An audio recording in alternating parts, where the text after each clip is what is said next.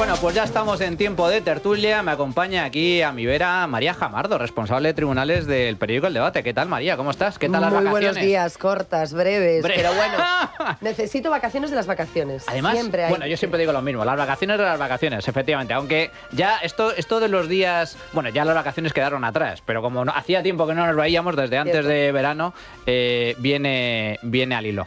Que, por cierto, tú y yo coincidimos en la misma zona. Totalmente. La zona de San Senso, maravillosa. Pontevedra, las Rías Baixas, un microclima. Además, allí es donde ahora es ya ciudad real, nunca mejor dicho, porque está allí el emérito veraneando. Pensé que era porque iba yo. No. Pero bueno, sí, muy bien, ¿no?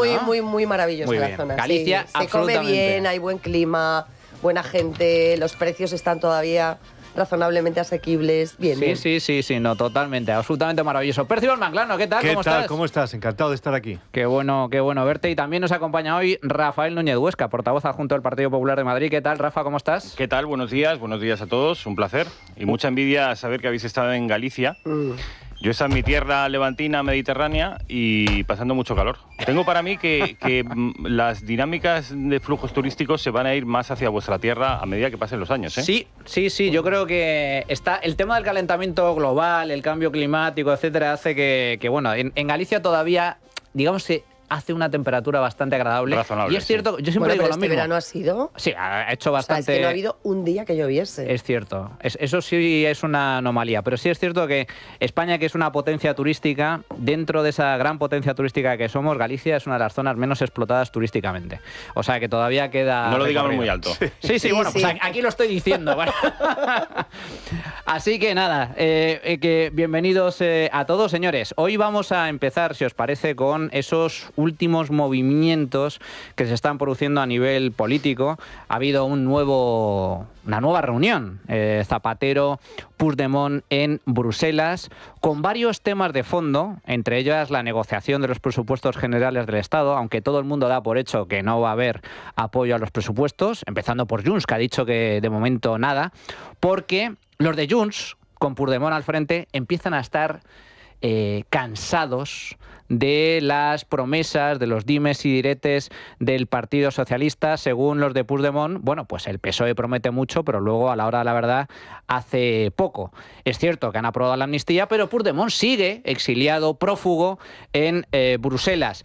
También le prometieron que iba a ser el catalán lengua oficial en la Unión Europea y de momento absolutamente nada. También está el tema del cupo catalán y todavía no se ha materializado. Tenemos el tema de la delegación de competencias en materia de inmigración, cosa que es ciertamente complicada, entre otras cosas porque resultaría inconstitucional. Digamos que el tema de fronteras y todo lo relacionado con políticas migratorias depende del gobierno central. En definitiva, empieza ya a haber, más que un run-run, digamos que un clamor, aunque implícito, por parte de los separatistas de que esto no puede continuar y como que se produjera algún tipo de punto de inflexión, especialmente por el ascenso que está experimentando en las encuestas Alianza Catalana, que yo creo que es el gran factor a tener en cuenta. Alianza Catalana es un partido que nació de la mano de Sílvia Orriols, alcaldesa de Ripoll,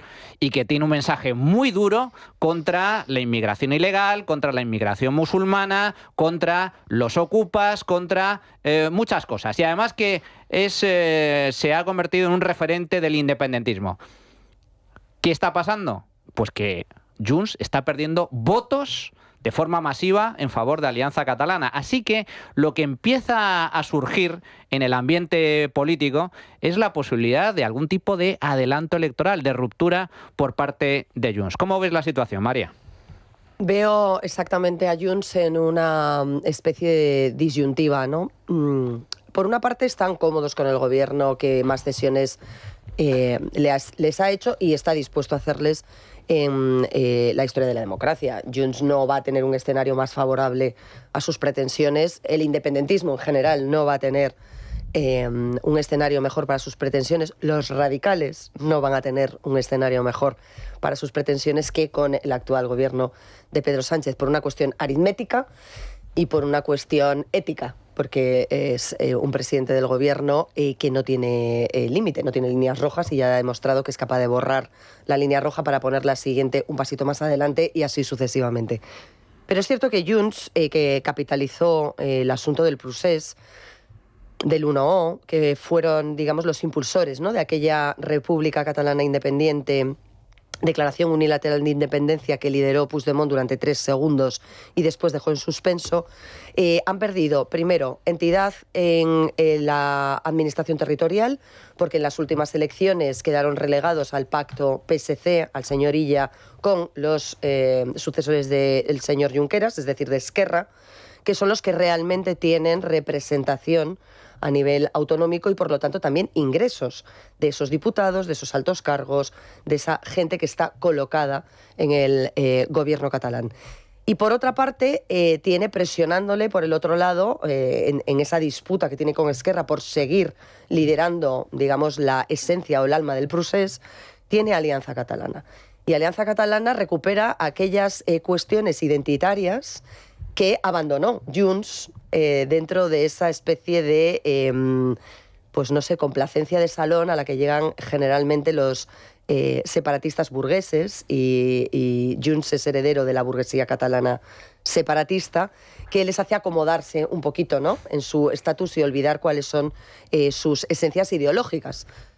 Esencias ideológicas que combatimos, que rechazamos y que creemos que no deberían estar en el ADN de ningún partido, pero Junts es extrema derecha.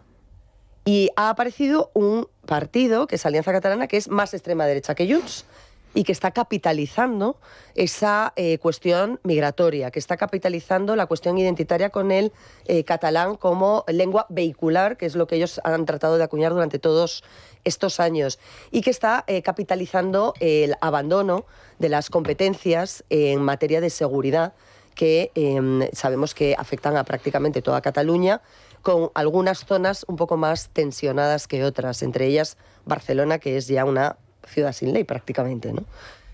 Entonces, Junts tiene que decidir qué quiere ser de mayor. Y también tiene una situación complicada, y con esto termino y lo cuento hoy en el debate, a modo de crónica, por esta reunión con Zapatero. La impunidad que le planteaba el Partido Socialista a cambio de los 7 votos de la investidura, es decir, la ley de amnistía, no es aplicable a Puigdemont, de manera que Pedro Sánchez dirá: yo he cumplido, pero se niegan los tribunales a aplicarlo. No es mi culpa. No quieren los jueces, no quieren. Son malos malísimos, hay lawfare y tal, prevaricadores. Y no quieren. Bueno, este es el mensaje que lanzará Sánchez a sus socios. ¿Qué me piden ustedes que no haya hecho yo ya?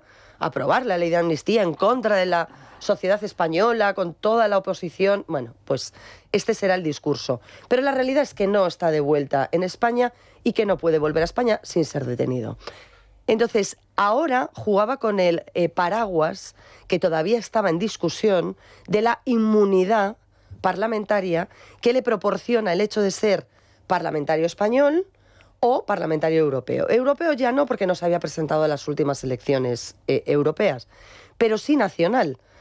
Pero como no pudo recoger el acta, formalizar, porque no puede pisar territorio español para poder jurar la Constitución, recoger, ¿no?, las credenciales y demás, está en un limbo. Y ya sabemos que el abogado general de la Unión Europea, del Tribunal de Justicia de la Unión Europea, dijo en su último informe que de inmunidad nada. Entonces, quizás en la mesa de la negociación de Zapatero esté, bueno, la impunidad no, pero la inmunidad te la podemos garantizar si apoyas los presupuestos. Entonces, yo no tengo tan claro lo del adelanto electoral. El debate está sobre la mesa, pero fijaos, os voy a poner 3 datos que a mí me parecen muy relevantes, que han salido todos ellos esta semana. La mayoría de votantes de Junts pide romper con Sánchez. Esto es una encuesta, casi la mitad de los electores del Partido Independentista reclama dejar de apoyar al PSOE, si bien es cierto que un 70% se opone a respaldar una hipotética moción de censura con el Partido Popular. Segundo dato, encuesta también de esta misma semana, pero a nivel regional. Los de Puigdemont podrían perder hasta 11 escaños en beneficio de Sílvia Orriols, es decir, Alianza Catalana, en caso de que se celebrasen elecciones autonómicas hoy, mientras que el partido de Sílvia Orriols, Alianza Catalana, pasaría de 2 escaños en el Parlamento catalán a 11 o 14 escaños. Es decir, una subida muy, pero que muy sustancial. Rafa, creo recordar que tú eras uno de los que antes de verano barajaba la posibilidad de que hubiera adelanto electoral y ahora parece que ese rumor crece. Sí, yo es la hipótesis que llevo manejando desde hace mucho tiempo y tiene que ver con los argumentos que tú has puesto encima de la mesa, la emergencia de un partido a la derecha de Junts anti-inmigración que le está restando mucho voto a Puigdemont, la decadencia cada vez más explícita y más brutal del Partido Socialista, la consolidación de Illa, cada día que pasa, aunque nos parezca increíble desde Madrid y desde el resto de España, Salvador Illa va consolidando su posición y esto hará cada vez más difícil descabalgarlo por parte del otro gran partido hegemónico en Cataluña, que es Junts.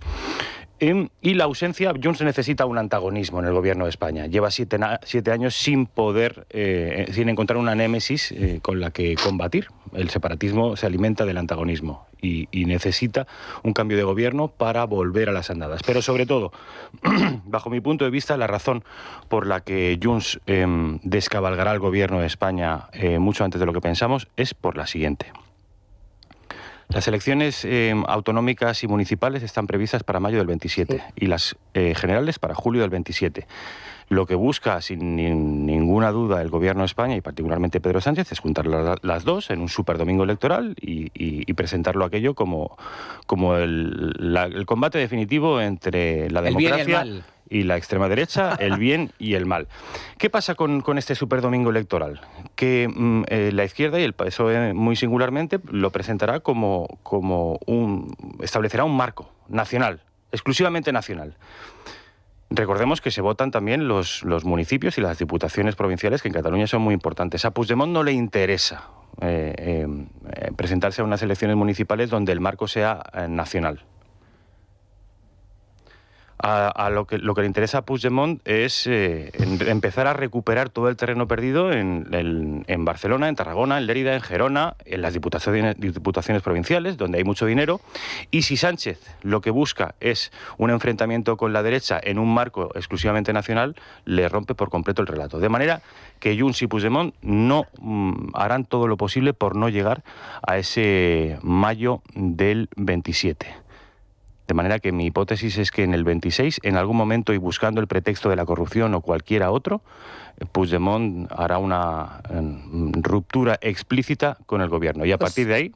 Lo tiene relativamente sencillo porque a partir del próximo mes van a empezar a rodar cabezas. Encontrará muchos pretextos. El tema de la corrupción, el tema de la financiación ilegal del Partido Socialista, que ya ha anunciado tanto Esquerra como Junts, como incluso el PNV, que digamos que sería ya una línea roja. De todas formas, me parece muy interesante el análisis, pero imaginemos que efectivamente Puigdemont dice hasta aquí, rompo contigo. La potestad para adelantar elecciones sigue estando en manos de Pedro Sánchez. Pedro Sánchez, por mucho que rompa con Junts o Junts rompa con Pedro Sánchez y Junts diga no te voy a votar más, no te voy a apoyar absolutamente nada, mientras no haya una moción de censura... Hay una herramienta que prevé el modelo parlamentario español, que es la moción de censura, y en el momento que Junts la vea más necesaria o que vea más riesgo en no hacer una moción de censura que en hacerla, se hará. Percival. Largo me lo fiáis. Ojalá, vamos a ver, que Junts pueda romper en algún momento con el PSOE, yo creo que tienes toda la razón, es evidente. La duda que tengo es el efecto práctico que pueda tener. Es decir, una cosa es romper en el sentido de que le diga abiertamente, mira, no te voy a volver a apoyar en ninguna ley, señaladamente en los presupuestos o incluso en las leyes Bolaños, que yo creo que es lo que más le interesa al gobierno, en el sentido de que a través de esas leyes podría controlar la justicia, poner la instrucción penal en manos de los fiscales, la policía judicial en manos de los fiscales, meter a 2.000 jueces de su cuerda ideológica. Eso le interesa muchísimo al gobierno. Entonces, que Junts diga no te voy a aprobar eso, bueno, podría ser, no lo descarto. Ahora, que eso fuerce a Sánchez a convocar unas elecciones lo veo complicado. Yo creo que va a tirar todo lo que pueda sin aprobar ni una sola ley. Lo ha dicho abiertamente, con o sin apoyo del Poder Legislativo, y a fecha de hoy sabemos que era sin. Esta semana ha vuelto a perder votaciones en el Congreso y no pasa nada. Yo creo que una forma de resumir esta legislatura es que es una operación de distracción masiva permanente. Aquí están constantemente distrayendo. Sí. Y una forma básica de distraer es con las negociaciones. O sea, que la conversación esté monopolizada por las negociaciones. Pues que ahora va Illa, ahora va Cerdán, ahora va Zapatero, ahora veremos cuándo va Pedro Sánchez. Y conforme hablemos de eso, no hablamos de cosas más de fondo, como es la gestión, que evidentemente al gobierno no le interesa nada hablar de gestión, porque es que es una catástrofe permanente. Las pulseras de esta semana de las mujeres maltratadas. Luego hablaremos de las pulseritas. Me imagino. Entonces, es lo que más le interesa siempre al gobierno es hablar de cosas ajenas a su gestión, a cosas ajenas del resultado de lo que está haciendo en el gobierno. Y eso le lleva, pues no solamente a hablar de Gaza, de Milei, de Trump y de quien sea, sino también de cómo van las negociaciones y de las expectativas sobre cuándo va a haber elecciones. Yo creo que, insisto, eso es distracción. Yo no sé de luego cuándo va a haber elecciones. Me cuesta creer que vaya a haber una moción de censura que apoye Junts. Sus bases yo creo que no entenderían que la votase de la mano de Vox y del PP.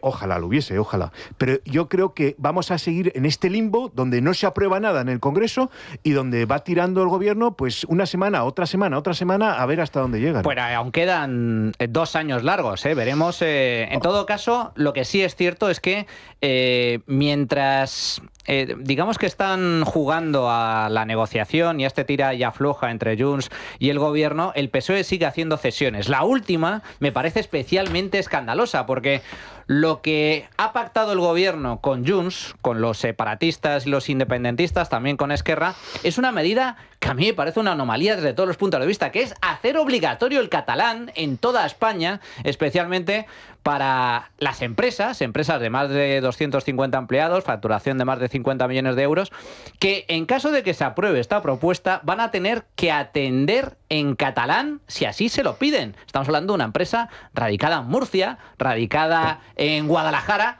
o radicada en la Comunidad de Madrid. Para abordar esta cuestión contamos con Miguel Garrido, que es presidente de la Patronal de Empresarios madrileña, CEIM, y también vicepresidente de COE. Señor Garrido, ¿qué tal? Buenos días, ¿cómo está? Hola, buenos días, muy bien. Bueno, ¿cuál es su valoración sobre esta medida que ha llamado tanto la atención? Esto de que las grandes empresas vayan a tener que atender en catalán y en el resto de lenguas cooficiales en caso de que así se lo soliciten.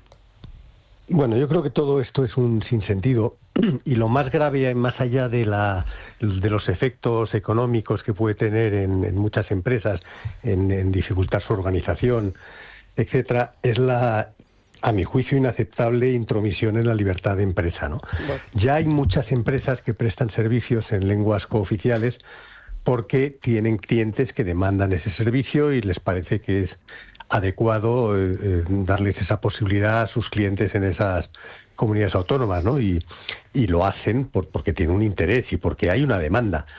La pretensión que, según el otro día explicó Miriam Nogueras, el acuerdo va más allá de la lengua catalana, va a todas las lenguas cooficiales, para llevarla a cabo en toda España, y no solo en las empresas de servicios básicos esenciales, sino también en cualquier empresa que o bien tenga más de 250 trabajadores o bien facture más de 50 millones de euros, cualquiera de las dos opciones, es algo que desde luego no tiene ningún sentido. Es decir, encontraríamos situaciones ridículas de una empresa de transportes en Murcia que, como tiene su plantilla más de 250 trabajadores, pues por si algún día alguien llama hablando en euskera, tiene que tener una persona para atender en euskera. Esto es ridículo, no tiene ningún sentido, pero como digo, más allá de cualquier otra consideración, lo verdaderamente grave es que se consideren con el derecho a interferir en la libertad de las empresas. Las empresas ya tienen bastantes regulaciones que cumplir. Debemos intentar, al revés, buscar fórmulas para dejar más margen de maniobra a las empresas, cumpliendo las leyes fundamentales. Y lo que no tiene ningún sentido es que nos distraigan con este tipo de cuestiones que yo creo que en fin, que obedecen además a intereses pues un poco extraños. Señor Garrido, ¿al menos han tenido la consideración por parte del Gobierno de hablar con ustedes, de hablar con las patronales, de hablar con COE para plantearles este tipo de cuestiones? Porque además de resultar una violación explícita de la libertad de empresa y de castigar, lógicamente, la competitividad de las empresas, porque este tipo de medidas, en caso de aplicarse, evidentemente supondrían un coste adicional para las empresas españolas, ¿hay al menos, digamos que una dinámica de diálogo, de negociación entre el Gobierno, sus diferentes ministerios y los empresarios, o digamos que ese diálogo brilla por su ausencia? En absoluto, no ha habido la más mínima consideración con las empresas, con las organizaciones que representamos a las empresas, para darnos traslado de una propuesta, de una intención, para intentar ver pues que en el caso de que tuviera sentido aplicarla, que es que no lo tendría en ningún caso, pero por lo menos ver cómo sería la aplicación, cómo hacerlo para que tuviera el menor impacto negativo en la operatividad de las empresas.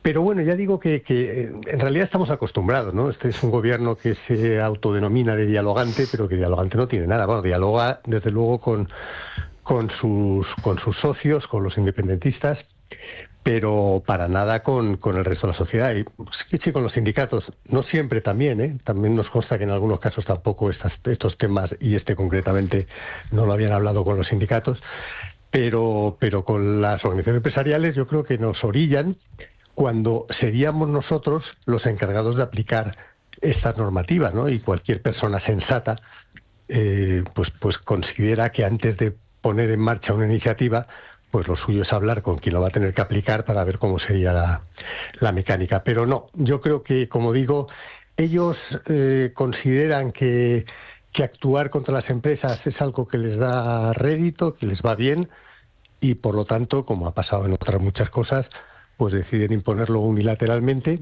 y después, cuando hay el problema que hay en la opinión pública, porque esto es evidentemente algo que nadie lo entiende, porque no lo entiende nadie porque no tiene sentido. Entonces las cosas, por mucho que lo fuercen, y obedece solo al capricho de una minoría, en este caso catalana, que quiere poner a prueba al Estado. Yo creo que ni siquiera ellos pretenden realmente que esta medida fuera efectiva, porque es que es inaplicable. Pero yo creo que lo que quieren es forzar a ver hasta dónde están dispuestos los otros a admitir cualquier cuestión, por ridícula que sea. Señor Garrido, para terminar, estamos acostumbrados, por desgracia en este país y en el ámbito de las empresas, pues ustedes los primeros, a que desde el ámbito de las administraciones públicas, de los diferentes gobiernos, se regule e incluso haya un exceso de regulación a nivel laboral, a nivel fiscal, que mina, dificulta la actividad económica, el crecimiento de las empresas. Pero ¿han notado ustedes en los últimos años una regulación algo diferente bajo este gobierno? Me estoy refiriendo a lo que se viene a conocer como regulación ideológica. Es decir, que no es una cuestión que afecte directamente a las empresas por cuestiones económicas, sino que hay regulación específica relacionada con cuestiones puramente ideológicas, como en este caso el tema de la lengua, o como en el caso de la ideología de género, estableciendo también regulaciones y nuevas burocracias relacionadas con esta ideología, el registro horario por parte del Ministerio de Trabajo. ¿Están notando ustedes esa especie de regulación ideológica con más intensidad en los últimos años? Sin ninguna duda. Yo creo que este gobierno en la legislatura vigente desde el principio, pero ya al final de la anterior, decidió establecer una agenda ideológica. Y ahí consideró que la actividad empresarial pues era contraria a su ideología. De hecho, criminalizaron los beneficios empresariales como si fuera algo malo que las empresas ganaran dinero, y desde entonces no paran de cargar cuestiones ajenas a la operativa normal de una empresa, y siempre a costa de las propias empresas y de mermar la competitividad de las empresas. Tenemos, por ejemplo, las cuestiones de los protocolos LGTBI dentro de las empresas, que el problema es que todo esto supone un enorme gasto en dinero y en tiempo para las empresas. Los empresarios tienen que dedicarse a hacer sus empresas rentables. Si los volvemos locos con todo tipo de regulación, de normativa que distraiga de esa función, lo que estamos haciendo es perjudicar la competitividad y la productividad de las empresas. Tenemos, por ejemplo, ahora otra pretensión, y es que de la vicepresidenta, que los sindicatos formen parte de los consejos de administración. Es otro ataque a la empresa. La empresa tiene que buscar a los mejores gestores, en este caso a los mejores componentes de su consejo de administración, para que lleven a la empresa a buen puerto. Y no que haya cuota de género, cuota sindical. Esto es una situación enormemente grave. Y el propio Draghi, ya en su informe, dijo que Europa tenía un problema de sobreregulación. Y en vez de ir en el camino correcto que se debería ir, que es a buscar cómo podemos ir eliminando regulación, trabas que no aportan nada real al mundo de la empresa, aquí lo que estamos haciendo es crear cada día nuevas normas y nuevas regulaciones que complican la gestión de una empresa. Donde hay un problema no se soluciona, y lo vemos por ejemplo en el absentismo, y donde no hay un problema lo creamos, como en el caso de la lengua. Es lo contrario, precisamente lo contrario, a lo que necesitarían las empresas españolas. Miguel Garrido, presidente de CEIM, vicepresidente de COE, muchísimas gracias, fuerte abrazo. Muchísimas gracias a ustedes, buenos días. Se le ha preguntado sobre esta cuestión a Gabriel Rufián en el Congreso. Oiga, señor Rufián, ¿qué le parece que a una empresa de Murcia se le exija hablar y atender a sus clientes en catalán? La respuesta de Rufián no tiene desperdicio. Nosotros queremos fomentar las lenguas oficiales de este país en todos lados. En Cataluña, evidentemente, pero en todos lados. Es decir, una empresa que esté radicada en Murcia de más de 250 habitantes, si le llama a alguien que quiere hablar en catalán, ¿tiene que tener un empleado que responda en catalán? Es muy fácil, con Google se puede hacer. Google Translate se puede hacer. Yo creo que es un tema menor. O sea, Google Translate. Rafa, sí. Se da la paradoja de que en Cataluña, como se te ocurra hablar en castellano y no atender en catalán a un cliente, como le pasó a esta heladería este verano, que se convirtió por desgracia en noticia, te castigan, te sancionan, te boicotean. Tampoco se permite estudiar en español en los colegios, a pesar de que es obligatorio. Pero ahora, no solo eso, sino que nos quieren obligar, empezando por las empresas, a atender en catalán en el resto del territorio nacional. Se está dando la paradoja de que la administración estatal está haciéndose plurilingüística, cuando hay una lengua común, mientras algunas administraciones autonómicas se están haciendo monolingüística, donde ahí sí que tienen varias lenguas. La casuística concreta de las empresas, de las que nos hablaba el portavoz o el presidente de los empresarios madrileños, es solo una parte de una estrategia que busca hacer de España una suerte de confederación, empezando por lo cultural y acabando por lo nacional. El ejemplo más claro es el Congreso de los Diputados, donde tenemos a diputados de Andalucía hablando de Andalucía poniéndose pinganillos para entender a diputados catalanes. Y esto, más allá de la cuestión lingüística, revela una voluntad de ajenidad, es decir, de hacer extranjeros a los españoles entre los propios españoles, usando protocolos propios de la diplomacia internacional para entendernos entre nosotros. Es decir, esto no es inocente, esto es una imposición del separatismo catalán, ya digo, para crear una suerte de confederación ibérica de naciones y hacer imposible el entendimiento. Lo que buscan hacer ahora con las empresas es lo mismo. Buscan una confederación como es Suiza. En Suiza no hay un idioma nacional. Está el inglés, está el francés, está el alemán, está el italiano, y buscan sistemas de traducción para entenderse. Aquí en España no ocurre eso. Hace más de 5 siglos que no ocurre eso. Tenemos una lengua común que entendemos y usamos y podemos usar todos, pero de manera que es innecesario, pero con el pretexto del simbolismo y del respeto a las minorías culturales y lingüísticas, están imponiendo a los murcianos el catalán y impidiendo que los catalanes aprendan español. Es decir, es de locos. Percival. Bueno, yo cuando salió, muy breve, cuando salió esta noticia, lo que me imaginé es la situación siguiente.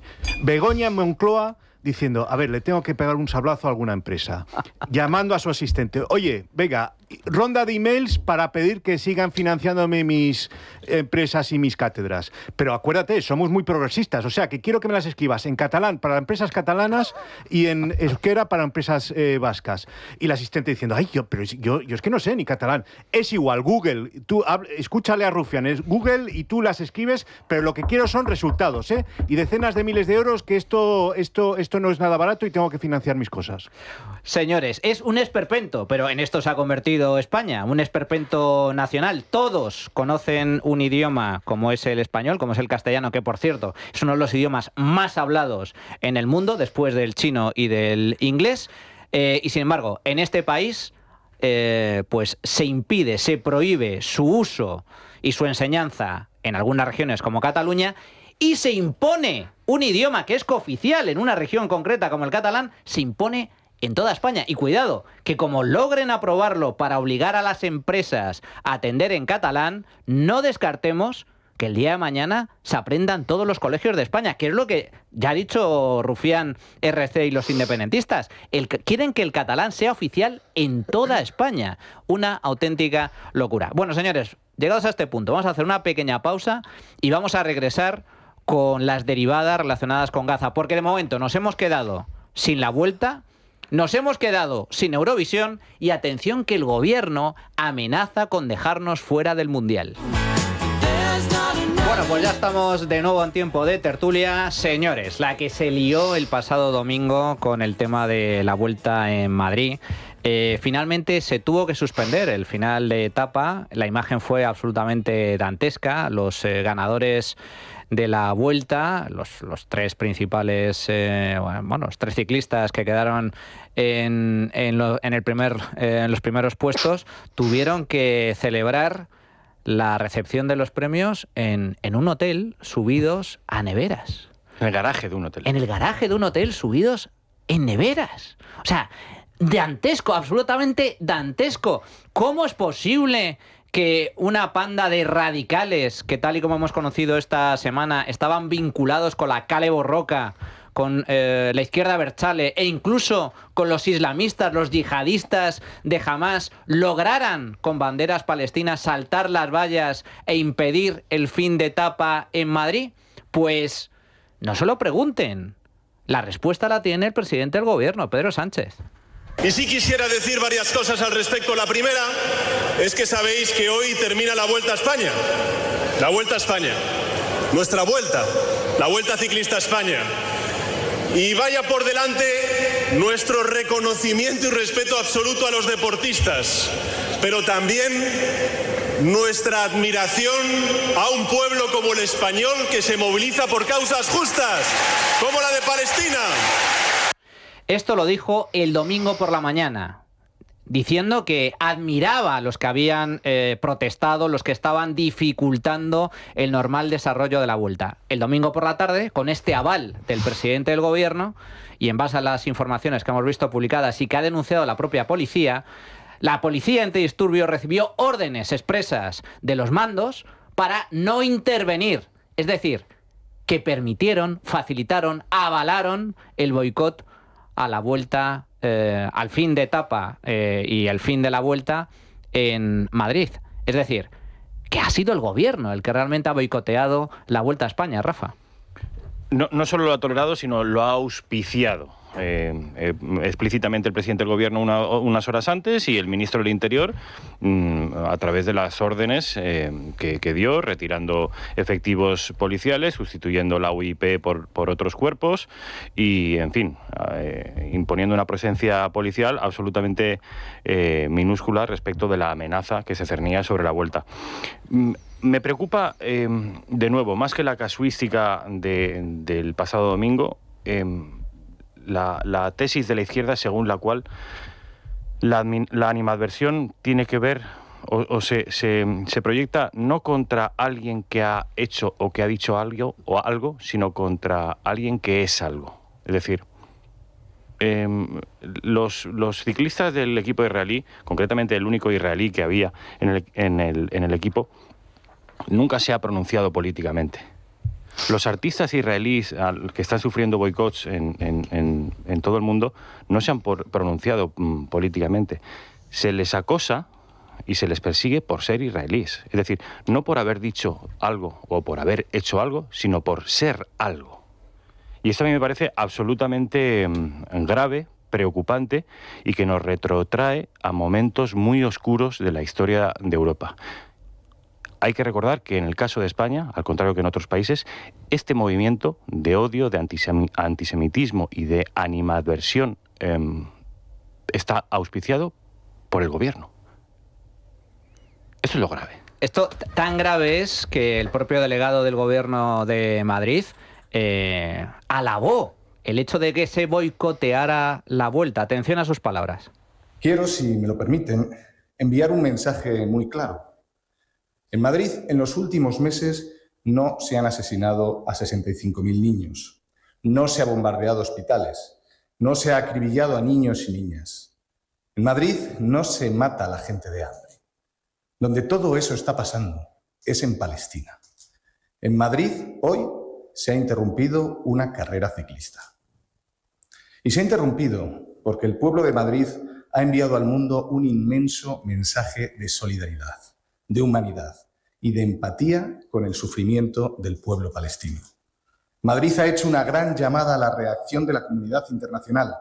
Madrid hoy, como en otros lugares de España estos días, ha sido ejemplo de dignidad, enarbolando alto y fuerte la bandera de la paz. Estas son las palabras de Francisco Martín diciendo el pueblo de Madrid, no, el pueblo de Madrid no.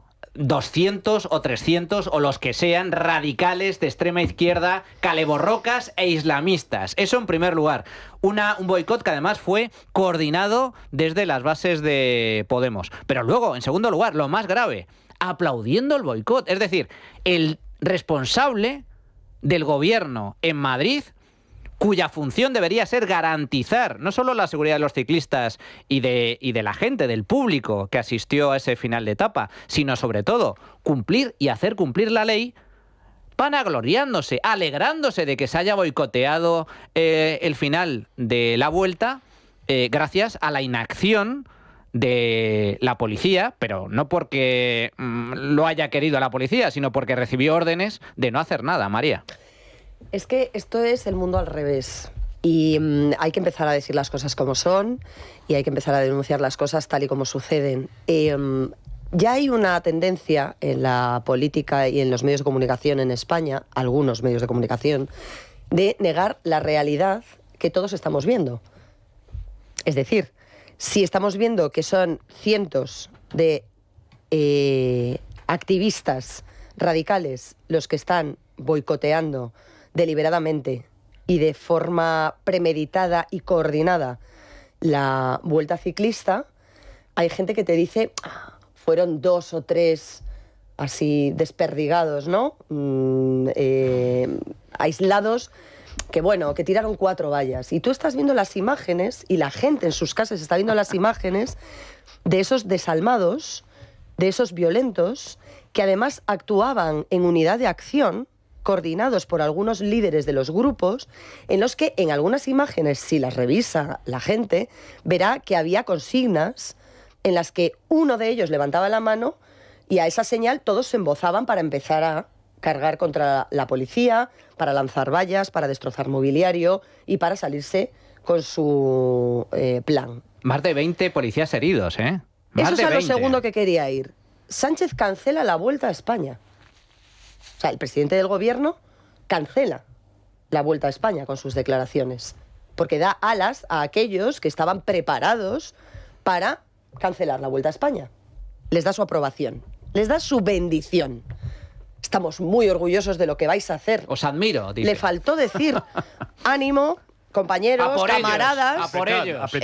Es que, de verdad, recuerda efectivamente esas tácticas de la Kale Borroka, de los CDR, de la resistencia pacífica, que no tiene nada de pacífica y que en realidad está planteando el uso de la violencia para criticar la violencia.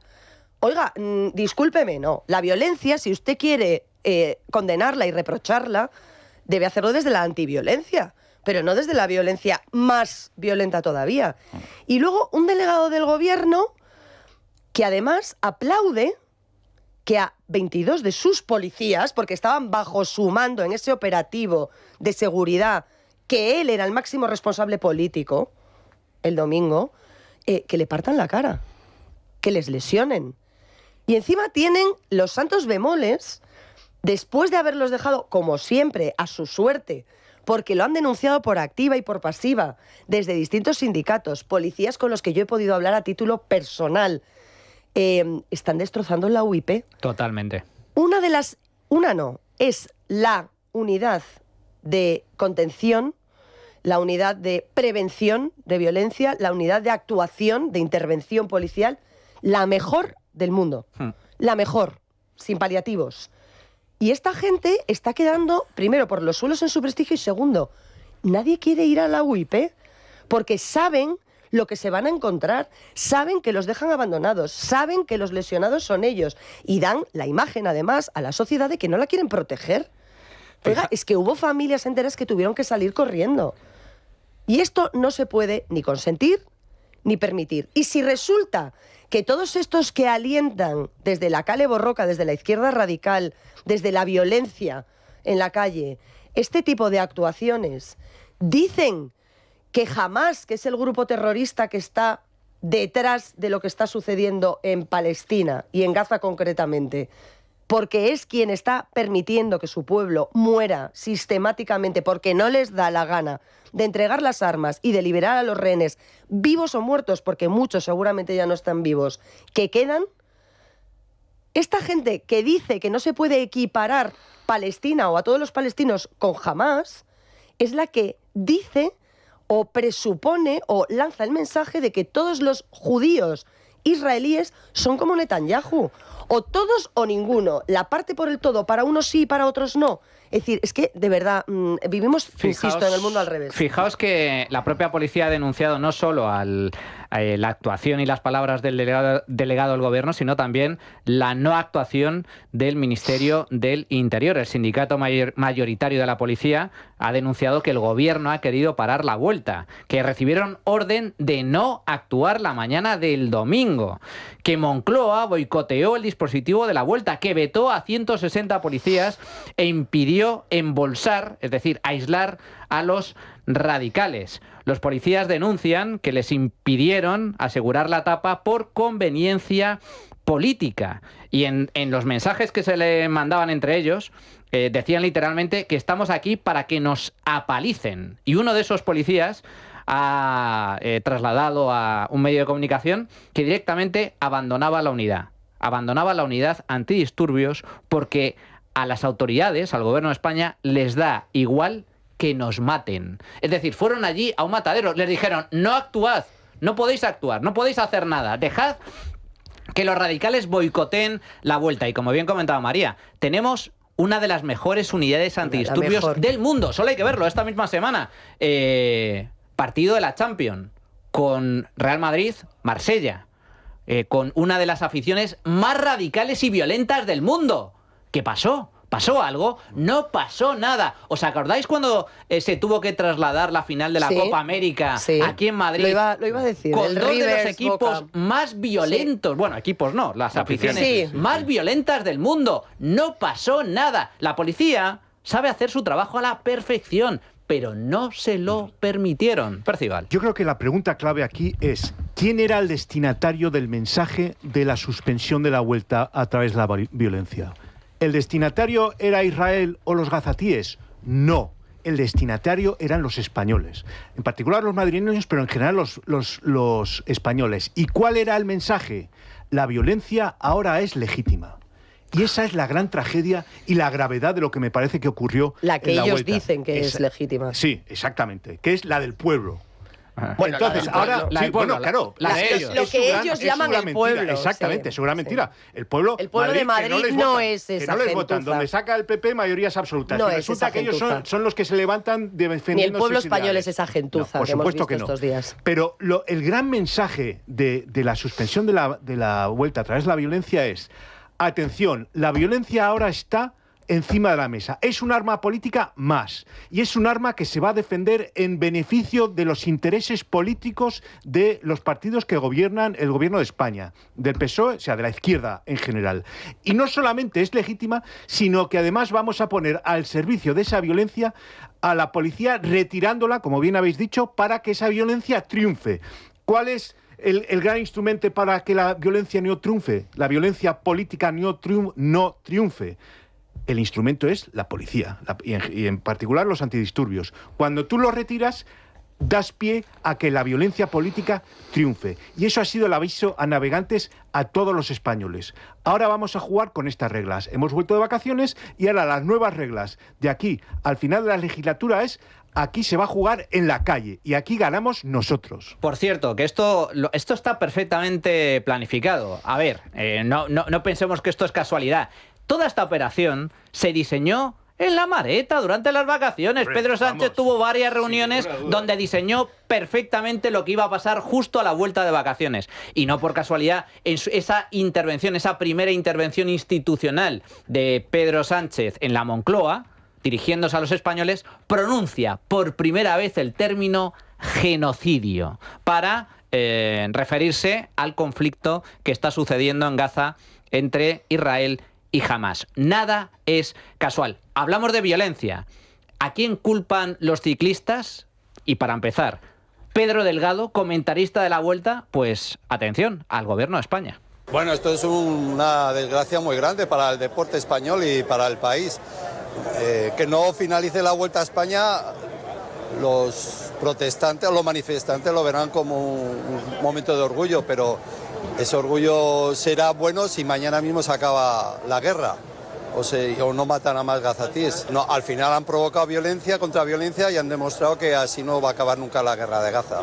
Es algo lamentable, claro que daña la imagen de la Vuelta y daña la imagen de España. ¿No sabes quién tiene la culpa? Pues habla al gobierno español, que es el que tiene la culpa.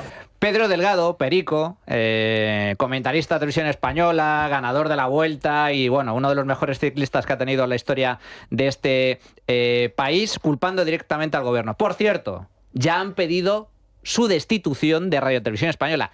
Lo van a echar de Televisión Española, que no nos quepa ninguna duda por este tipo de comentarios. Pero no ha sido el único que se ha manifestado en este sentido. Atención a las palabras de Óscar Pereiro, también ciclista y comentarista en este caso de la cadena COPE, embajador de la Vuelta.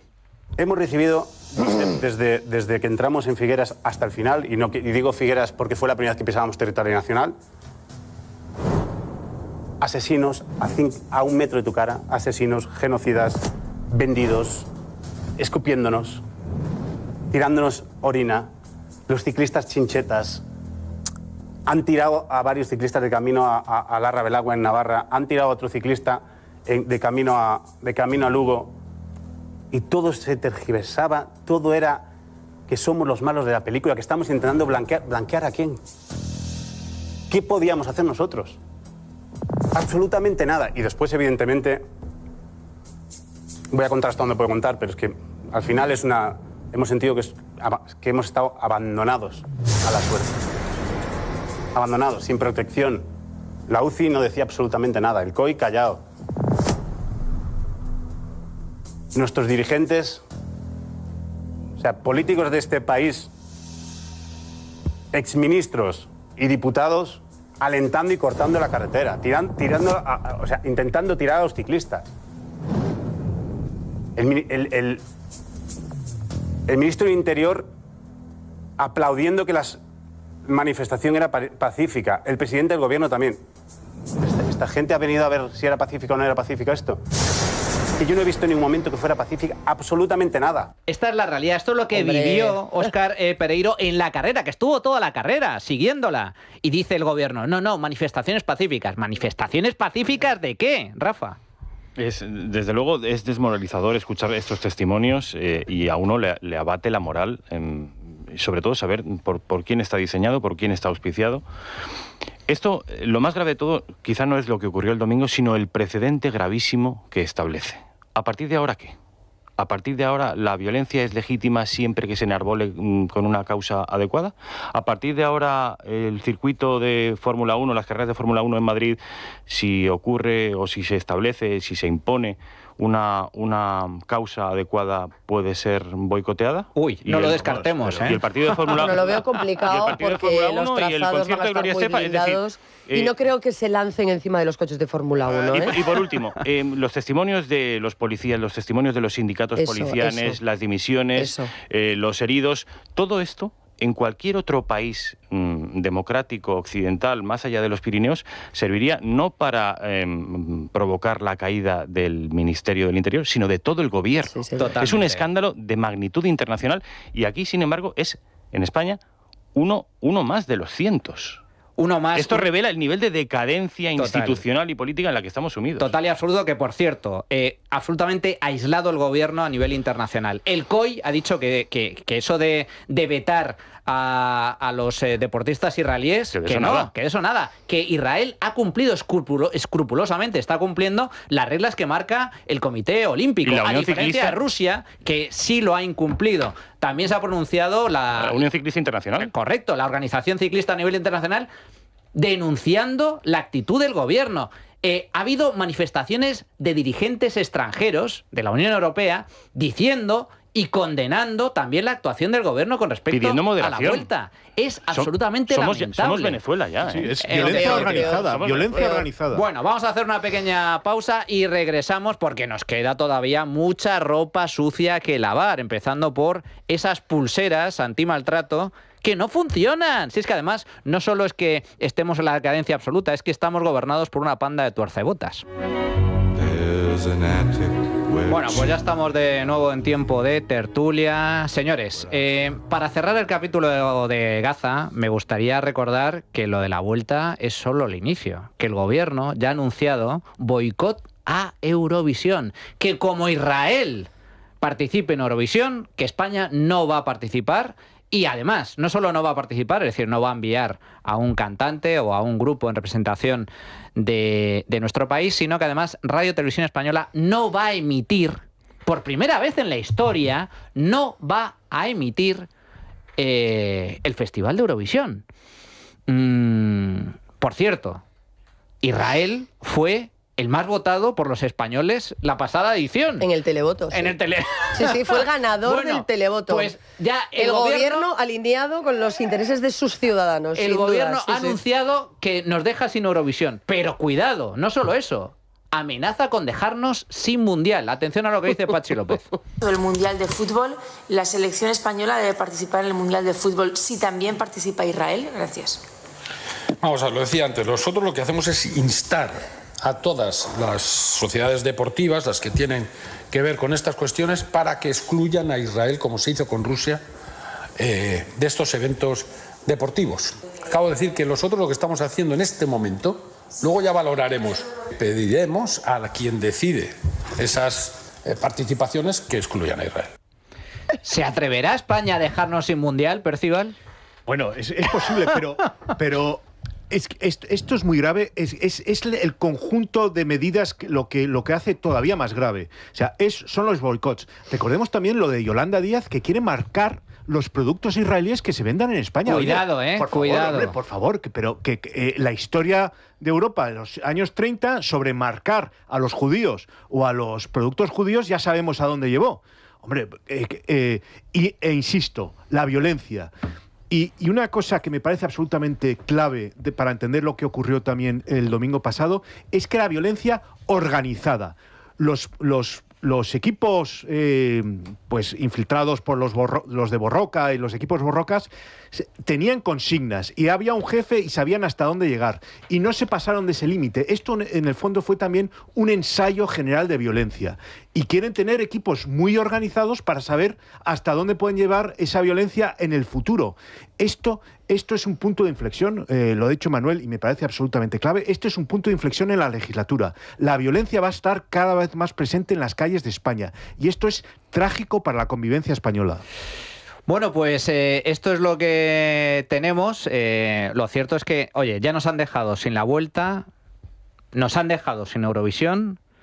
e incluso no descartan la posibilidad de dejarnos sin mundial. O sea, en fin, si llegamos a ese punto, que yo ya no lo descarto, me imagino que dentro de las bases socialistas, que hay mucho futbolero, como en las bases de derecha y del centro de derecha, digamos que alguna crítica habrá que hacerle al gobierno. ¿Tú crees que, Rafa, que será capaz el gobierno de vetarnos en el mundial?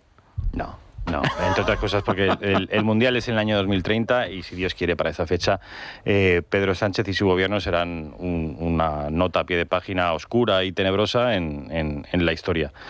Son medidas para movilizar a su electorado, que estaba absolutamente desmovilizado, y esta cuestión de Gaza, yo lo denuncié el jueves pasado que tuvimos pleno en la Asamblea, acusé a la izquierda de irresponsabilidad, de desparrame sentimental y de hacer imposible cualquier debate racional y razonable, precisamente porque apelan constantemente a las vísceras, a las tripas, a los sentimientos, a las emociones y, ojo, porque no hay ningún ejemplo de violencia física que no haya sido precedida de violencia verbal. Y el ejemplo de Charlie Kirk, y sobre todo las reacciones de la izquierda al asesinato en directo de Charlie Kirk en Estados Unidos, a mí me tienen aún con mal cuerpo.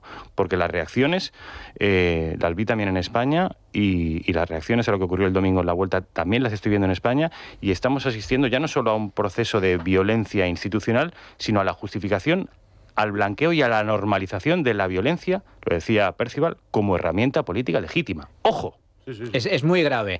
Por cierto, es cierto que en el año 2030 nosotros vamos a coorganizar el Mundial con Marruecos, pero el gobierno se refería a la competición de 2026. Del 26, sí, que va a tener lugar Canadá, México. Exacto, Canadá, México y Estados Unidos, donde en caso de que se clasifique España, y lo que dice el gobierno es, en caso de que se clasifique Israel, cosa que está por ver, yo creo que lo va a tener muy complicado. Bueno, le deseamos suerte a Israel, que se clasifiquen, los mejores, que se clasifiquen los mejores. Pero dice el gobierno, que se clasifique Israel, pues igual nosotros no mandamos a la federación. Que, por cierto, no podría hacerlo. El gobierno no tiene competencia para vetar la participación del equipo español en una competición deportiva, pero ahí queda. Bueno, es como los toros. Yo creo que se retrate el gobierno.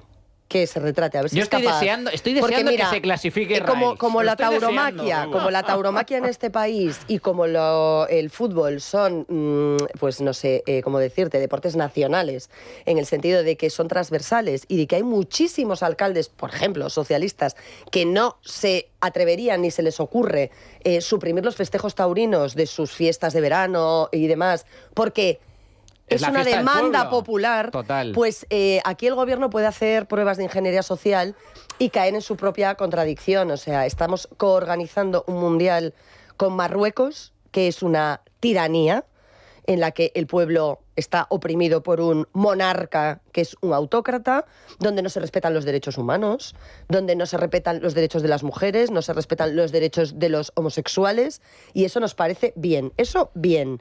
Ahora, Israel, que tiene una de las sociedades más plurales, multiculturales, abiertas, que es defensora de los derechos de los homosexuales, que es defensor del derecho de las mujeres, que además combate abiertamente el yihadismo en Oriente Medio en una situación estratégica muy relevante para el resto de Occidente. Entonces, Israel, mal.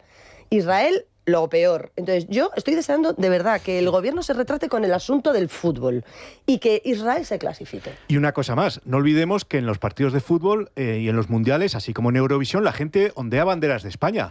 Cosa súper facha, claro. ¿Qué es esto de tener espectáculos donde la gente está orgullosa de ser española? Fuera. Si eso se puede eliminar, mejor fuera. En Qatar fuimos a jugar. Y en Qatar tampoco se respetan los derechos humanos ni los derechos de las minorías de ningún tipo. Y en Qatar viven a cuerpo de rey los líderes de la autoridad palestina que viven de vender las ayudas humanitarias que llegan para los gazatíes y se hacen de oro mientras siguen muriendo gazatíes porque no les da la gana de dejar el negocio del victimismo y de exponer a sus civiles. Bueno, pues tenemos lo que tenemos, aval a la violencia.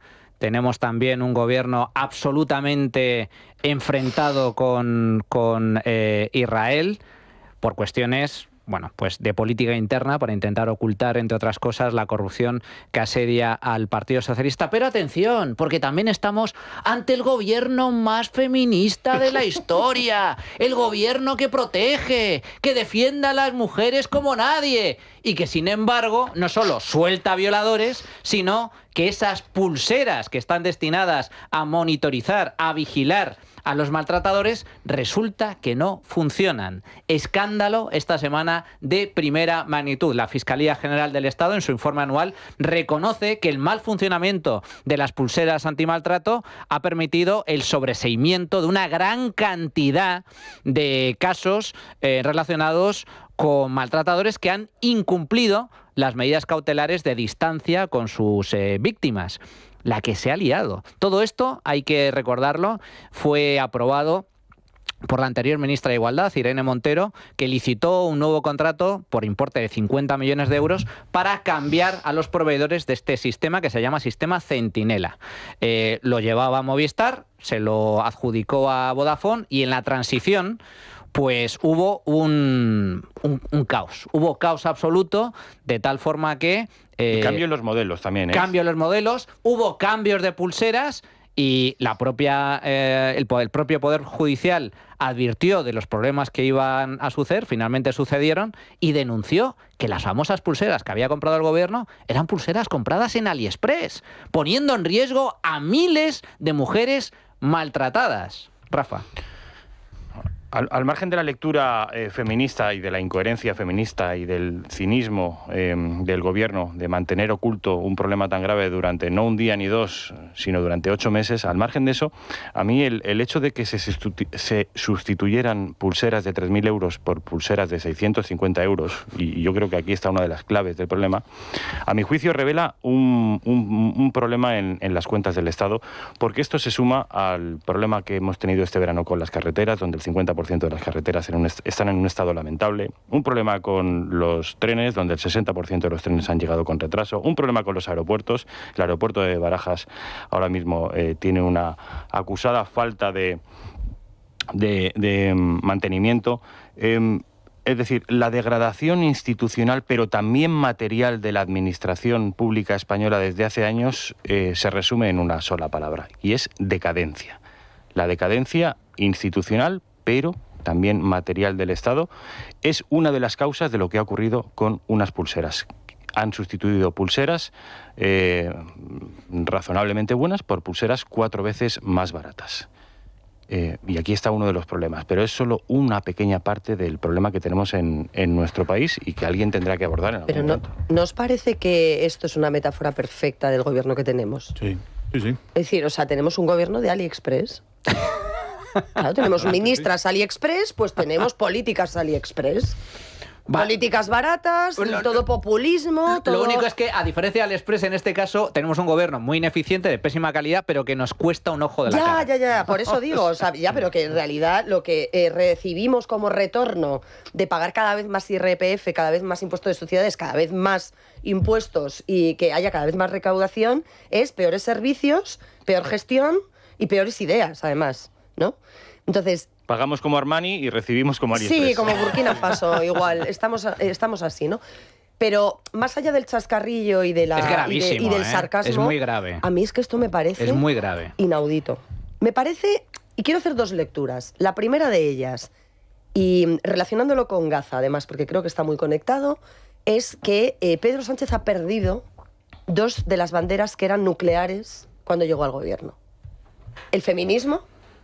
Era su gran bandera, el primer gobierno más feminista de la historia, con más mujeres ministras, con más ayudas a las mujeres, porque el electorado femenino de izquierdas era partidario de Pedro Sánchez, o sea, apoyaba a Pedro Sánchez. Tenía una base muy nutrida de mujeres votantes del Partido Socialista de Pedro Sánchez. Y la segunda es la corrupción. Vamos a regenerar democráticamente este país, a combatir la corrupción en todas sus variables. Y, oye, la corrupción también la tienen metida en el ADN de Ferraz y del gobierno. El mayor escándalo de corrupción de la historia. Entonces, ni feminismo, ni corrupción. El feminismo le hace daño a Pedro Sánchez. Esto le viene fatal a Pedro Sánchez, con independencia de que la responsabilidad sea directamente en ese pliego de condiciones que obliga a retirarse a Movistar, a Telefónica, de la puja de la licitación y a que entre otra que presenta, evidentemente, un presupuesto mucho más bajo y, por lo tanto, tendría que haber alguna carencia porque no se puede prestar el mismo servicio 3 veces por debajo de precio. Es imposible y todos lo sabemos, ¿no? En cualquier bien o servicio que contratemos. El hecho es que el voto femenino está abandonando a Pedro Sánchez. En los últimos 5 meses, y hablo de datos del CIS, CIS de Tezanos, que no es sospechoso, ¿no? Es que lo que le ha hecho más daño al gobierno es 7 puntos en los últimos 5 meses. En el tema de la filtración de datos, mensajes, etcétera, es el tema prostitución de las prostitutas, ya de Ábalos. No lidera el relato feminista. Entonces, claro, ahora se envuelven en la bandera palestina. A ver si esa bandera consigue tapar que ni lo feminista ni la corrupción, ¿no? Fijaos en este caso concreto, la Fiscalía reconoce que una gran cantidad de acusados de violencia de género fueron absueltos por el fallo de las pulseras, pero ¿cuál ha sido la reacción de la ministra de Igualdad, Ana Redondo? La siguiente, atención. No hay fallo en las pulseras. Las pulseras han funcionado en todo momento. Funcionaron entonces, siguen funcionando y funcionarán. Las pulseras son un instrumento que salva vidas a diario. Han funcionado, siguen funcionando y funcionarán. Y nos encargamos de que funcionen. Fijaos, esto es lo que dice la ministra Ana Redondo, minimiza el problema, dice que esto solo ha afectado al 1% de los casos, que las pulseras han funcionado en todo momento. ¿Qué dicen las víctimas? Las mujeres maltratadas. Atención. Él se quebrantó la orden, ya sea apagando el dispositivo por la batería, viniendo a mi casa y estando sin cobertura, alejándose del dispositivo, porque te llaman por todo eso. Más de 170 veces. 170 veces se acercó a ti porque no funcionaba el dispositivo y la policía no fue. No. Fijaos, esto es lo que dice una víctima, una mujer maltratada, cuya expareja tiene una medida cautelar, tiene una pulsera y ella misma admite que se ha pasado la medida cautelar por el forro 170 veces, 170 incumplimientos. Y dicen, desde la propia justicia, información publicada esta misma semana, jueces denunciando que tenemos problemas de localización, problemas de cobertura, problemas de batería y algo todavía más vergonzoso. Ahora algunos investigados se han quitado fácilmente el dispositivo sin ningún tipo de herramienta o instrumento. Es decir, que no funcionan, claro, que las pulseras no funcionan. Pero para que lo entienda quien nos está oyendo, o sea, cuando hay un condenado por maltrato que tiene una orden de alejamiento de su víctima, hablo de condenado por maltrato, le ponen esa pulsera, una pulsera digital, es como un reloj que a veces va en el tobillo, normalmente va en el tobillo, para saber en todo momento, 24 horas al día, dónde está este señor.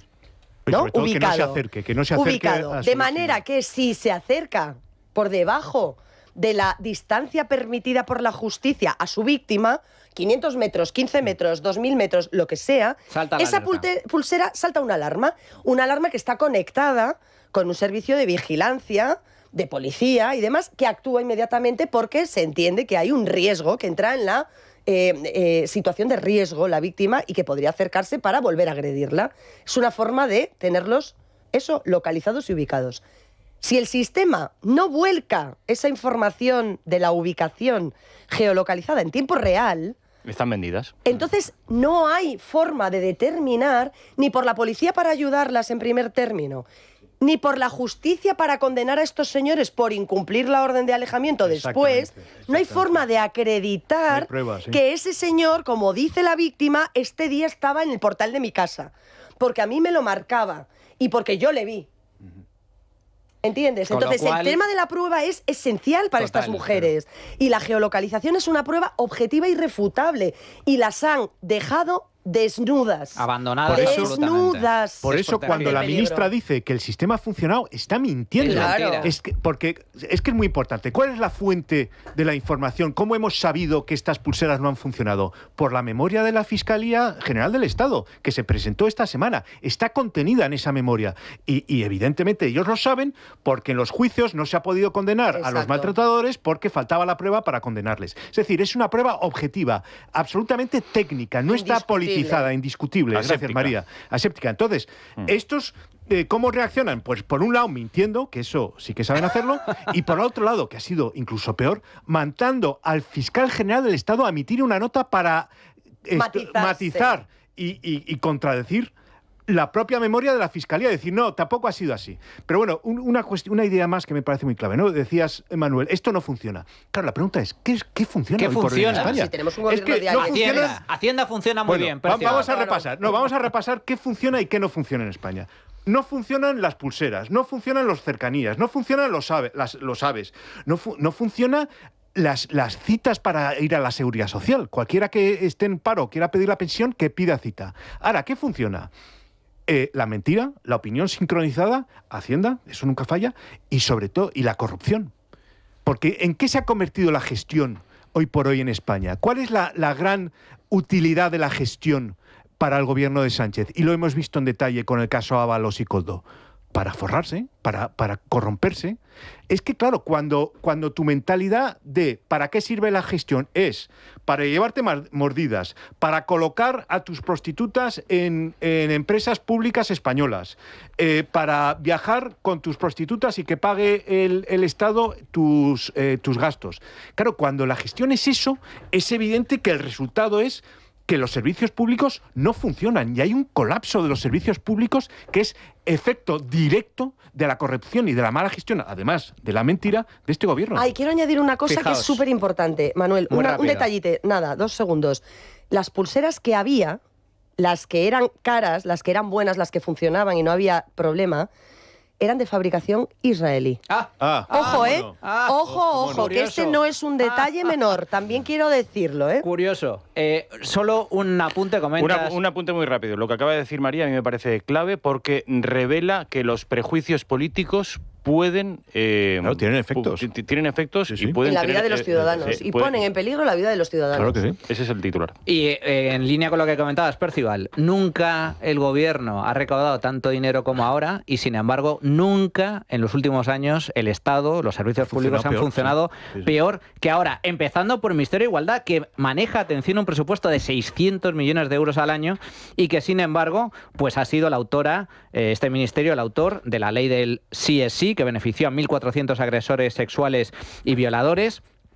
Tenemos también la ley trans, que permite que hombres que se autodenominen mujeres puedan acceder a puestos de trabajo supuestamente destinados a ser cubiertos por mujeres o puedan entrar en espacios reservados para mujeres. Tenemos la nula reducción de la cantidad de mujeres asesinadas por sus parejas o exparejas, un aumento brutal de la inseguridad, especialmente en el ámbito de las violaciones, y ahora descubrimos que ni siquiera las pulseras de protección que se utiliza para mantener bajo vigilancia a los maltratadores funcionan. Estos son los logros del Ministerio de Igualdad. Tu libro, Socialismo, la ruina de España. ¿Por qué? Porque sistemáticamente el socialismo consigue lo opuesto de lo que dice que va a conseguir.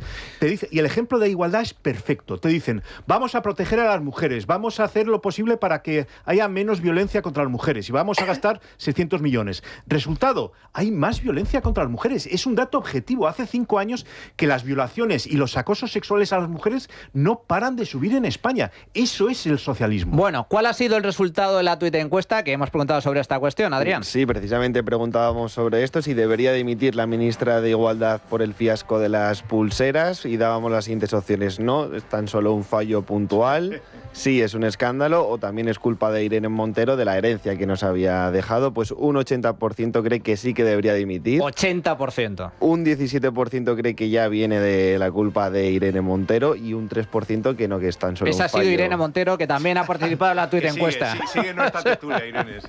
Y vamos a escuchar lo que nos han dejado los oyentes.